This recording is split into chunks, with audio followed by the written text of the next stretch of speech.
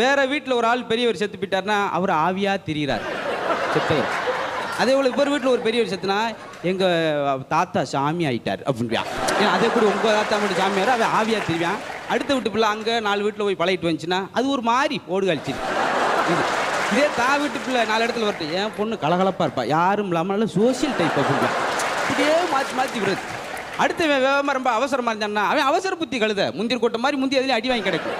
இவன் வீட்டில் நல்லா இருந்துச்சுன்னு வச்சுக்க நிதானமாக செய்வான். கரெக்டாக செய்கிறது என் பையன் தான் பேசுகிறேன். நம்மளா ஒரு சுயநலத்தோடு பேசுறது.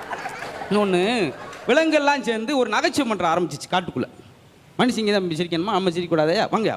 பூரா மாடு கோழி ஆடு மாடு அத்தனை அடைஞ்சு கிடக்கு சிங்க ஆரம்பிச்சிச்சு. இப்போ இந்த நகைச்சுவை மன்றத்தில் யாராவது வந்து ஒரு ஜோக் சொல்லலாம், ஆனால் எல்லாரும் சிரிக்கணும். யாராவது ஒரு ஆள் சிரிக்காட்டி தூக்கி போட்டு மிதிச்சு போயிடும் அதை அப்படின்னு அப்புறம் பயந்து உட்காந்துருக்கு எல்லாம் ரூம். இப்போ யார் முதல்ல ஜோக் சொல்கிறா அப்படின்னு சங்குன்னு குச்சி வச்சு குரங்கு